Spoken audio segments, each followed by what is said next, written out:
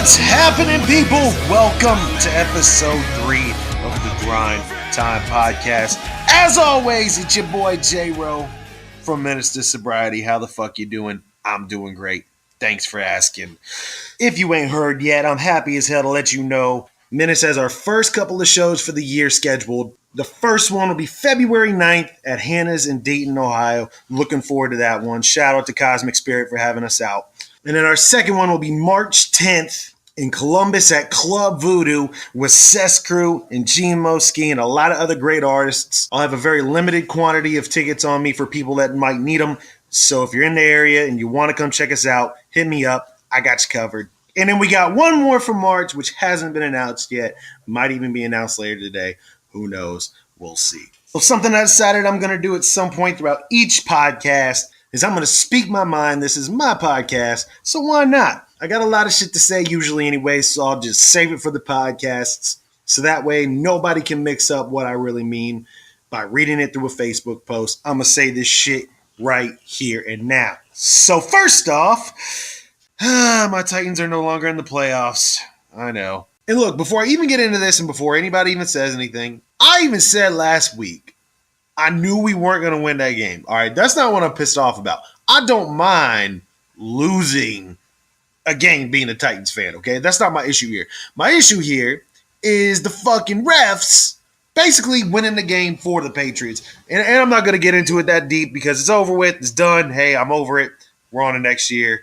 But, hey, Tom Brady can take those rings and shove it up his wife's ass, take them out, clean them off again, shove it up the ref's ass, and then clean him off again and shove it up his own ass. That's all I got to say about that. And real quick before we get going, I just want to touch on something here real quick. Before in the past, I've been very vocal about the younger generation and how I just feel like they're dumb as fuck.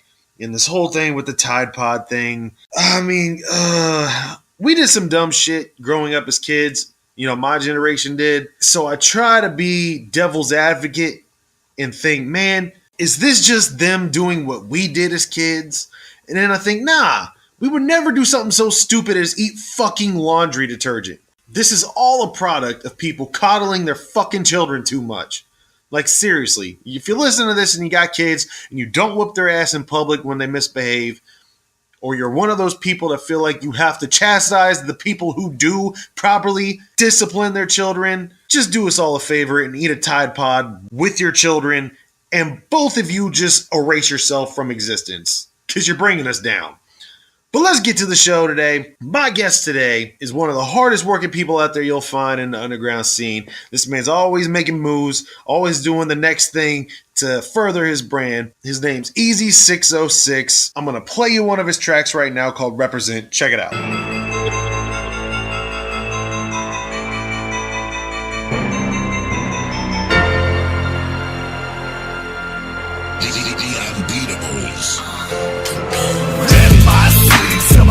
Etched in stone, I'ma be stomping through the streets, call me King Kong, cause I'm about that drama, I'm about that life. If the rappers say my name, I suggest you think twice.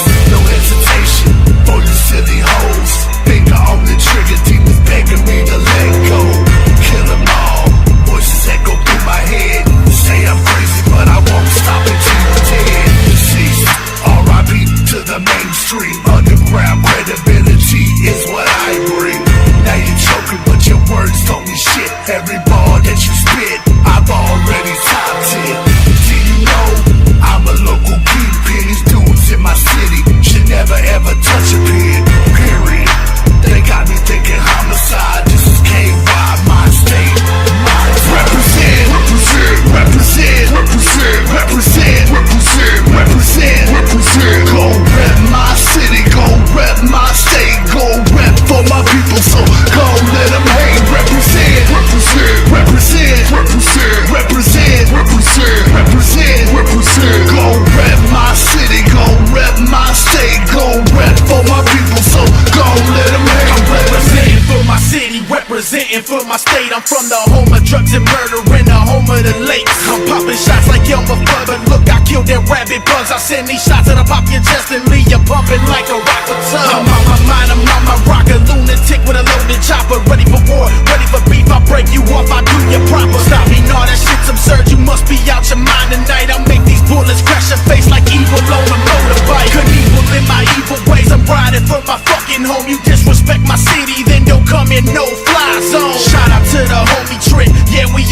other shit. We riding for the city, putting 4-5s in you busters' lips. Yeah, Southwest, you know I hold you down like Cadillacs on 4 flats. I'ma always keep my feet on ground. I put on for my city, representing for them lakes. Detroit, motherfucker, you can't stop us like some broken brakes. Represent, go rep my city, go rep my state, go rep for my people, so go let them hate. Represent, go rep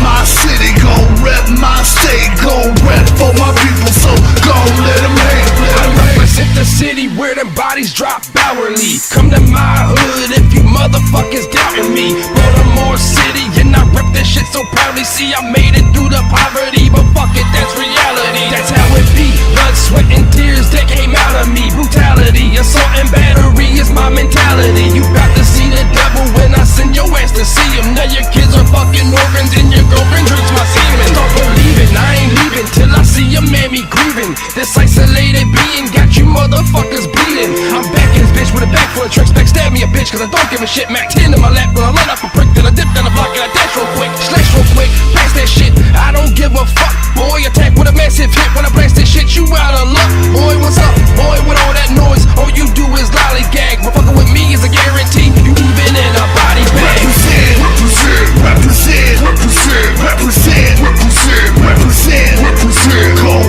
my city, go rep my state, go rep for my people, so go let them hate. Represent, go rep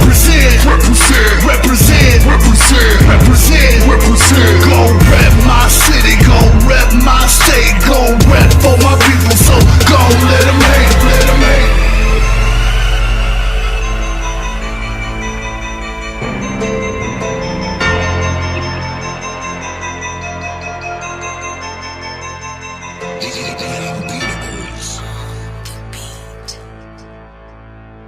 And now, family, without further ado, let me introduce you to my boy, Sixosix. Homie, how the hell you doing, man? What's good? What's good? Not a whole lot, my man. This is obviously going to be one, like I said, that I've been looking forward to because we can bullshit. And you're the first guest I've had on here so far that I can talk wrestling with, and I ain't done that yet with nobody. Hell yeah. But what do you think? I know you've seen what's going on with what they said on, obviously this will be released way a couple weeks down the road. But they announced that they're going to be doing a women's Royal Rumble.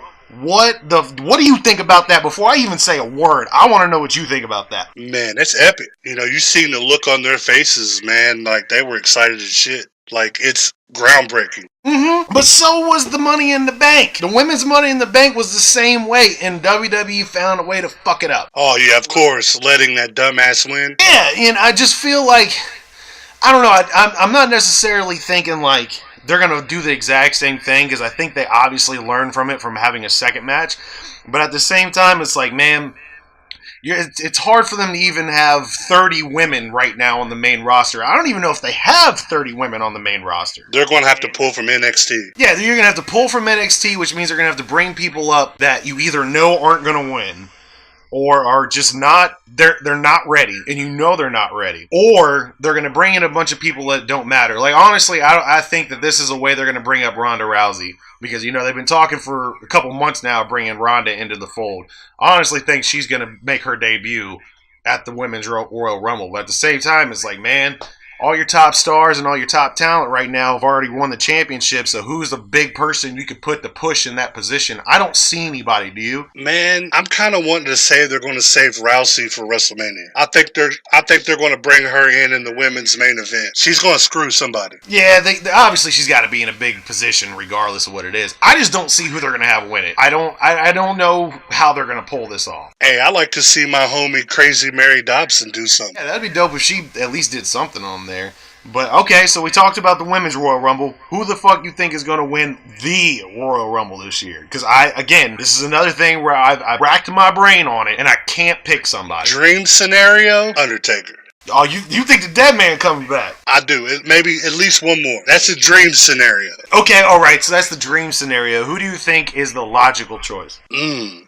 It's a tough one this year, dog. Oh man, I have no clue. There's just so many people that's off the top of the head. I love to see Shinsuke win, but I don't think I don't think he can hold up that Royal Rumble though.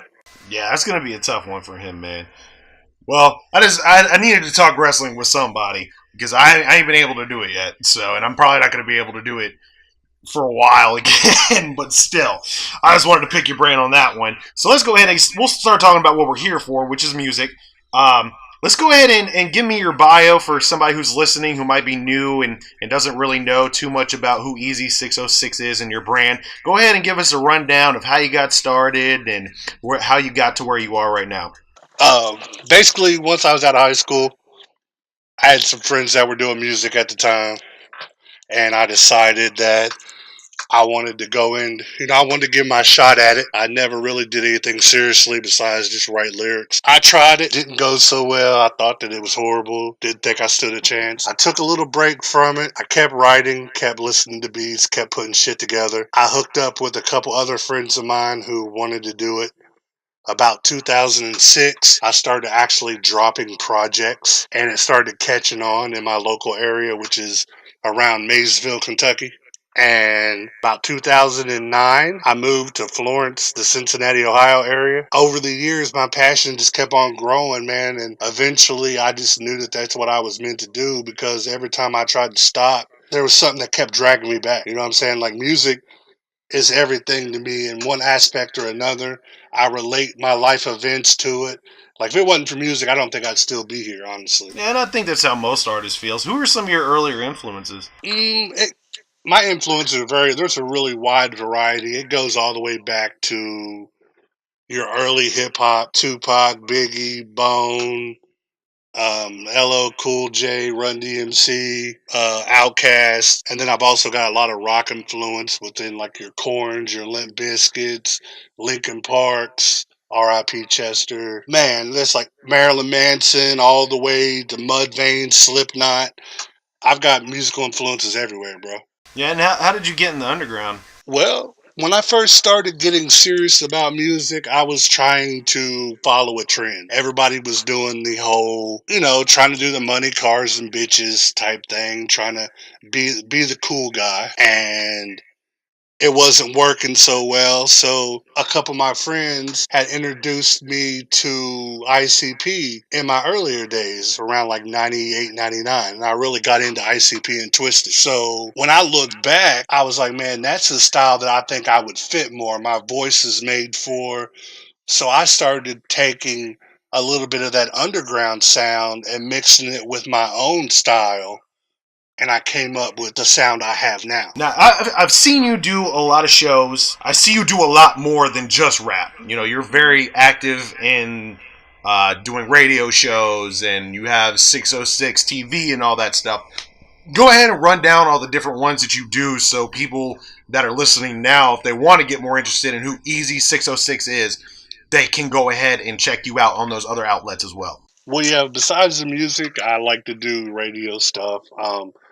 I've had a couple radio stations that I've actually ran myself. I've worked for a couple. I did a few podcasts. I've appeared on some of my friends' stations just to like do interviews and be a different voice because most people like that. I'm one of those real outgoing personalities. I really don't have a censor, so I'm kind of controversial at the same time. So yeah, man, I'm trying to come back and do another one. I'm trying to do another YouTube podcast coming up next year. I was going to announce that a little later, but I do live streams all the time on my personal Facebook. I title it 606 TV, Randomness, Bullshit 101. I just get on there, man. I just chop it up with my fans and the people who support me, and man, that's just bullshitting, basically. Yeah, I saw you were doing something with Chuck Reeves too. Is that like a consistent thing you guys do, or are you just a guest every once in a while? I started messing with Chuck recently, and I reached out to him, and he checked out the music, and he played one of my tracks last week, and he's seen that I was doing Axmas, and he's going to bring me on. I'll actually be on the show tonight. Well, this won't air for a while, but Right. I'll be on the show tonight if you want to go back and look it up in the YouTube. It's so if you go back to the December 19th episode of The Beard Speaks on YouTube, type in Easy 606 The Beard Speaks and check that episode out that I'll be on tonight live. Hell yeah, man. Hell yeah. Well, I noticed too, you're one of the most consistent acts as far as jumping on shows. And I've made comments about this online before, and I don't mean anything negative by it. But a lot of artists out there don't like doing ticket sale shows. It really bothers them that, and some people have a right to feel that way. They feel like they've gotten past that point. I know myself personally, if it's a show I really want, I don't mind, regardless of, whatever my connections or my status is. I will sell tickets to the show because half the time anyway, my inbox, whenever we announce a show, is being blown up with people who want tickets regardless.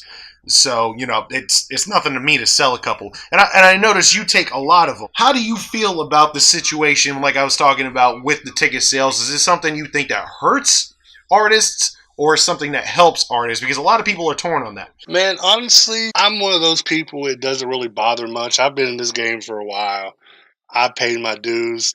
But I also see from a promoter standpoint about how they make their money and how they guarantee a certain turnout. So if I know I can sell the tickets and I'm not coming out of pocket, I'm not buying on to a show, I don't really mind helping out and selling tickets. And usually I get a cut. So I'm making money also. Yeah. And I'll make money on merch, so it's no real big thing to me. Plus, a lot of the shows I do sell tickets for are your larger scale shows that I want to be at anyway. So I really don't mind doing it, man. Like I said, it helps out everybody. It gets me out there. The only problem I have, it's a headache, don't get me wrong. Yeah, for sure. Especially in our scene, dog. Especially in our scene. Yeah, because everybody wants to wait till the last minute, and I got to go to the venue 5 hours early to sell the rest of my tickets. You know what I'm saying? Yes, I do. Firsthand, I'm dealing with it right now. Like right now, as we're recording this, the Great Malenko show is in 2 days, and I just had a discussion with somebody about how I'm going to meet him at the venue an hour before I'm supposed to turn this ticket money in, so they can get their shit. Like this shit was announced in November, and I have to wait on your ass. Dude, that's the reason I didn't do that show, because I knew it.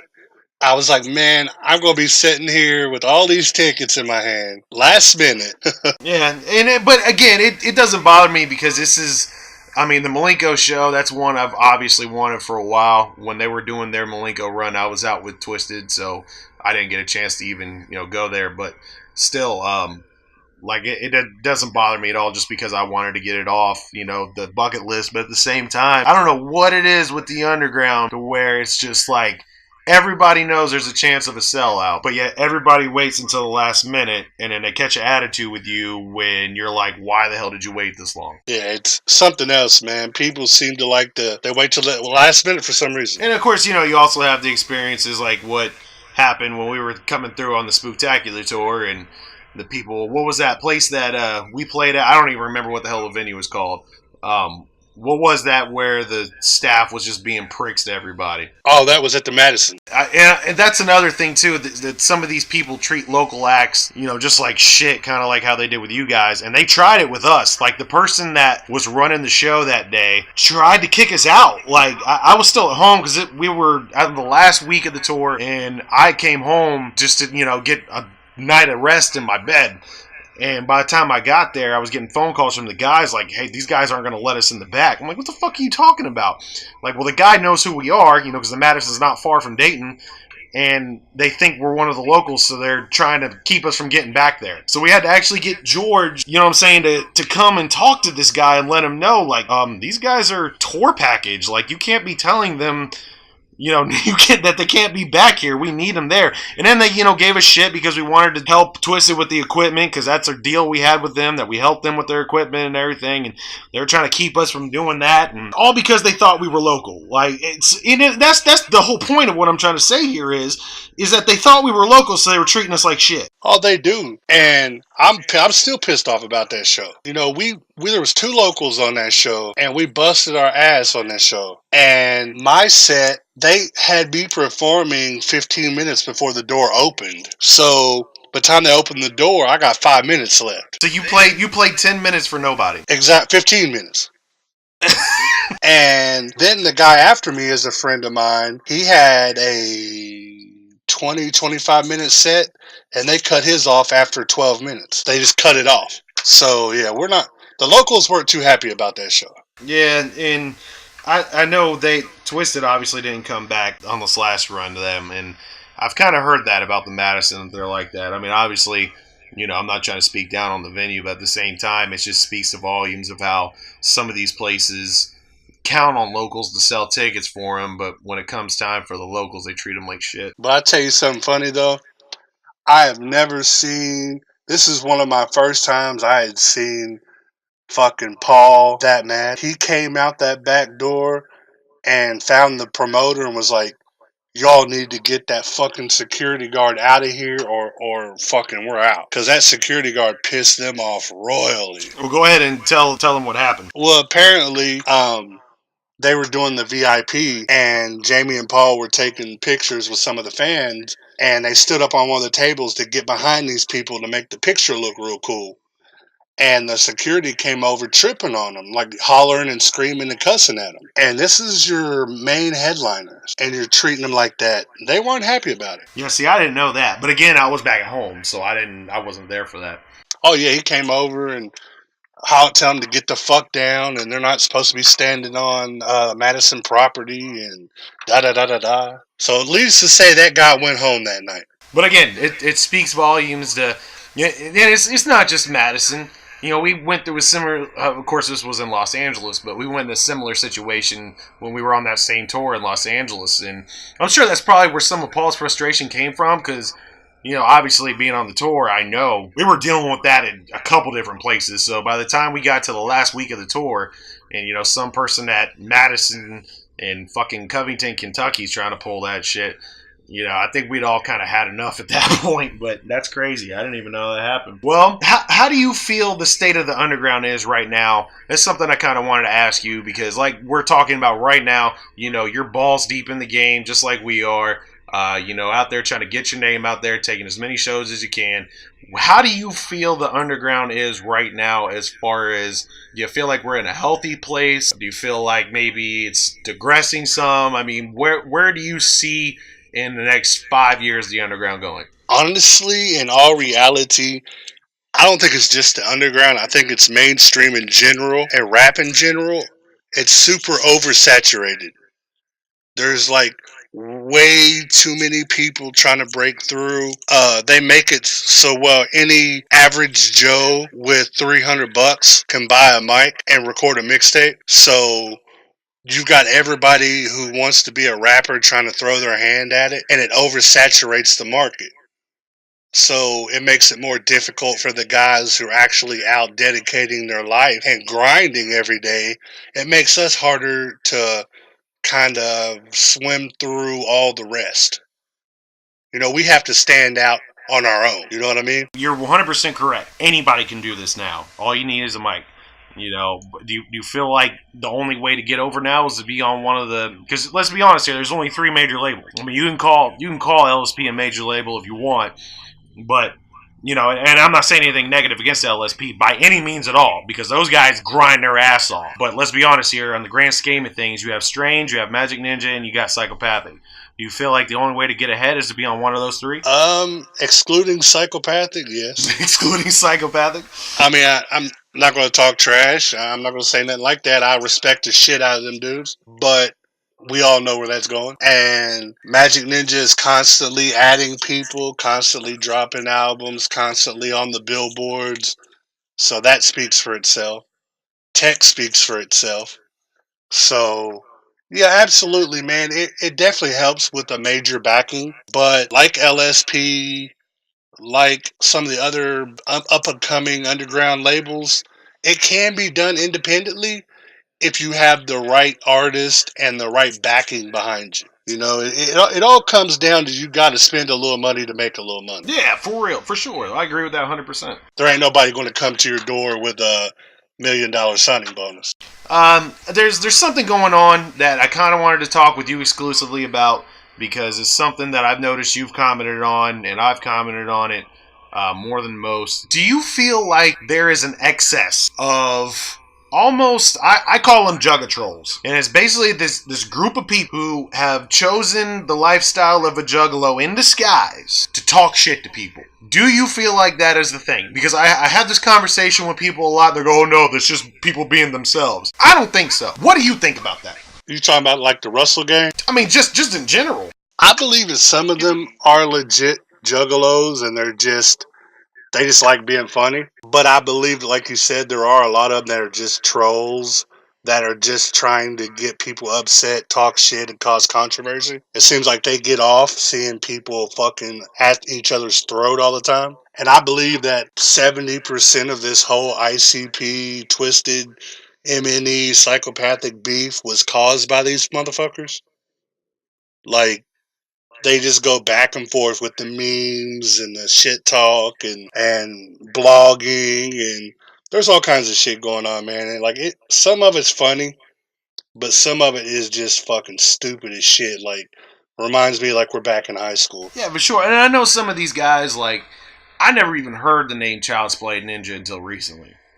I've met Chuck a couple times just because, you know, being on the tour, he was out there on the Spooktacular tour, so I got a chance to chop it up with him, but I never even heard of Child's Play Ninja. But now almost everybody knows who he is. So I can't really blame, I mean, everybody in the underground knows who he is. He's not like a household name or anything, obviously. None of us are. But at the same time, I can't really blame him for doing the things he's doing because people are responding to him, and I think he's an artist, but more I don't really know what he does. I know he's a radio personality almost. Yeah. So as his job being the radio personality, he's promoting his brand, and he's doing a hell of a job at it, even though it is in a negative light. I mean, do you feel the same way, or do you feel like he's just like one of the other people who are just escalating the beef for their own enjoyment? He's more, like you said, he's more of a radio personality. He likes to operate on controversy, yes, and he does say a lot of controversial things that gets people's buttons like pushed.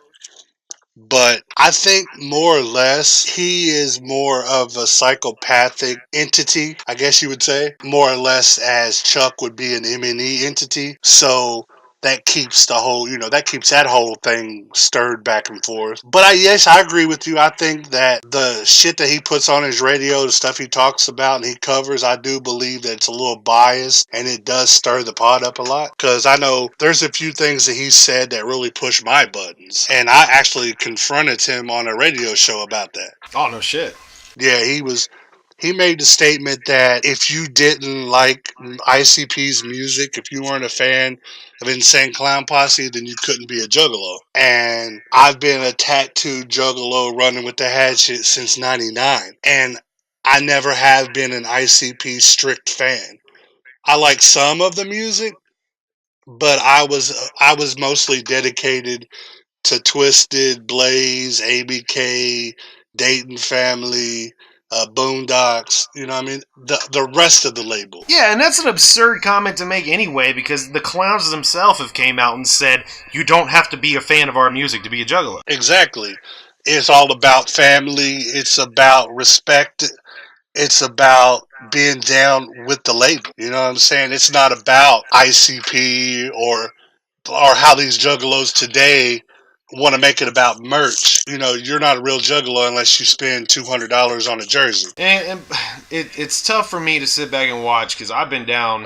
Man. I want to say, actually, the year that the Great Malenko dropped, I can't even tell you what year it was. It's been that long. I think 97 or 98. Yeah. The very first rap song I ever heard was Super Balls. Like, that was the very first.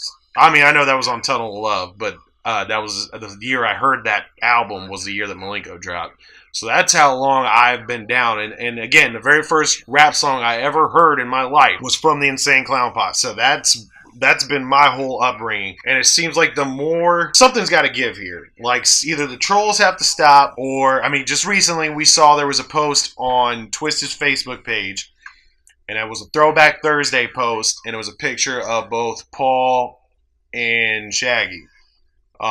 It was about a month ago or something like that.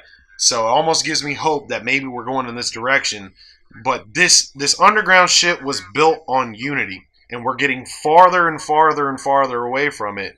And to me, I feel like more than anything, if there is going to be a downfall from the underground, it's going to be because we're losing that unity. And regardless of who it is, if it's CPN, if it's Chuck Reeves, or if it's fucking Jim Bob, your next door neighbor who listens to the Clowns or Twisted or whoever, people are going to have to knock it off or it's going to fuck all of us. Oh, absolutely. Like you said, unity, man. You could look back at Psychopathic when it was at its strongest. Look at all the artists. Look at what they were doing. There wasn't nobody that was touching these guys. People were modeling their whole business and marketing around that label. Yeah, for sure. You can still look at that from the perspective of how Strange got started. Exactly. Tech went on the radio and talked about it. He kind of downplayed it a little bit, but you know damn well, that he came up through the Juggalo ranks. Oh yeah. They stood by that man from, when he first started coming around until he started getting really big. And they still stand behind him for the most part. Yeah, and it was weird. When we were on the Psychomania tour, we had a chance to chill with Tech in Pittsburgh on our day off. And I got to see the crowd, and there was like a mixture. It was real weird, because like you said, I remember Tech shows being filled with ninjas and juggalos, and then we see him in Pittsburgh, and he's performing at that A&E amphitheater or whatever the fuck it was. I don't even know what the hell the place was called. I just remember pulling up and it said A&E, and I'm like, what the fuck, American Eagle? What the fuck is this shit? And so to see where he's at now, it's like that's not the Tech I knew. So you're 100% right on that. And I also remember when I was in high school, my cousin used to be on a Kansas City message board right when the internet was still a baby, and he had just dropped Absolute Power, and he was promoting his stuff on these message boards. So I actually got a chance to listen to Tech before anybody even knew who Tech was. And you're 100% correct. He got his buzz because ICP was fucking with him. I mean, that's just 100% to the core the truth. Exactly. And he built that base. He felt the love and the energy that we brought as a fan base, and he built off of that. He might call us a different name. He calls us technicians, but look at the core. Yeah. But at the same time, though, we're just having a discussion here. He's still hella cool to his fans. Oh, yeah. And I remember seeing that video from his last tour where somebody was talking shit about Juggalos, and he was on stage, and he says something to the effect of, "That's my family. You talk shit about them one more time, and I'll knock your fucking ass out." Oh, yeah, no doubt. He's still got our back, for sure. No doubt. Tex forever has been, since I've heard him until now, is one of my favorite artists of all time. Well, let's take a moment here. What would you say top 3 goals you have that you want to accomplish right now? I want to keep building my brand, Easy 606, Voice of the Misfits. That's my brand. I want to keep building that and make that like a more of a household name. I want to catch the eyes of maybe a bigger label so I could get that backing that I desperately need. And I just want to continue to drop music and be productive and do shows and build a fan base, man. Hell yeah. What's 2018 hold for you so far? 2018, I'm making that a year that's going to be memorable. I'm definitely going to do as many shows as I can. I've got new merch. I've got a new 3 albums dropping, a free album and 2 regular. I'm building my label. I have a label of my own called Rare Breed Music Group. And I've got 3 guys that I'm announcing in January, and they're all new guys. I've took them under my wing, and they are brand new, dropping their first things on my label. So I plan on bringing them out. I got a couple music videos in the process. I got that web show I was talking to you about in the process. Just grinding, man. Hell yeah, man. Well, I appreciate you taking the time to talk with us, my man. We're going to go ahead and cut it off here, and I look forward to next time, man. Thanks. I appreciate it. Hey, no doubt, bro. It's all up. Once again, I want to thank my man Easy 606 for coming on today. One of the hardest workers you can find out there doing it on his own. So what I'd like to do now is end with one of his tracks called Can You Hear Me? Thank y'all for listening. Thank you for supporting, once again, the Grind Time Podcast. Much love, y'all. I'll see y'all next time.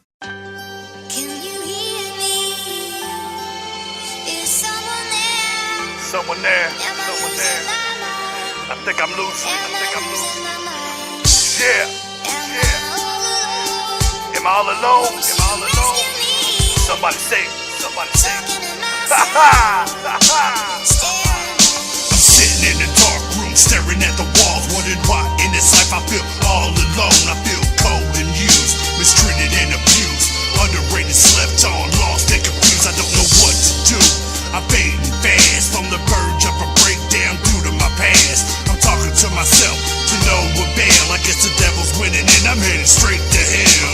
My so-called friends say they ride or die, but when shit got bad, they just ran and hide. So I stand alone on some 95 block shit. It's me against the world, till they put me in my casket. I can never bow down and let these haters win. I just keep it cool and just flash a grin. But I promise one thing to these internet G's: you better pray to God you never see me in the street, cuz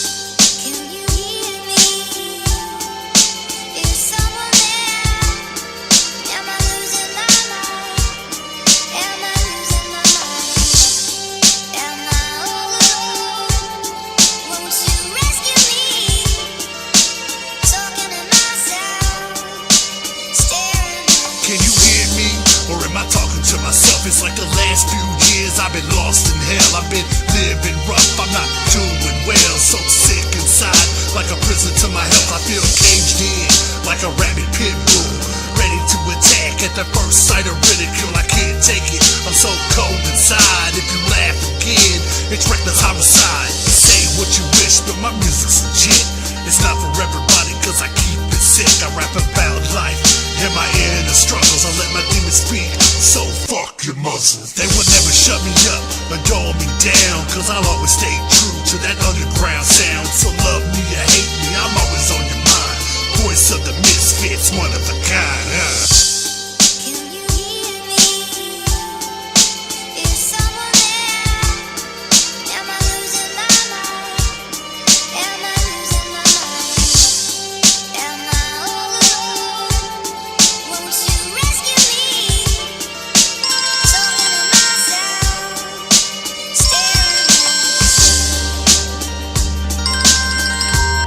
Hello? Hey, Easy? Are you okay? What the hell is going on? What was that? Easy. Easy. Can you hear me? Can you hear me? I like what you got. Good job. I know you're out there. I can feel you now. I know that you're afraid. You're afraid of us. You're afraid of change. I don't know the future. I didn't come here to tell you how this is going to end. I came here to tell you how it's going to begin. I'm going to hang up this phone, and then I'm going to show these people what you don't want them to see. I'm going to show them a world without you. A world without rules and controls, without borders or boundaries.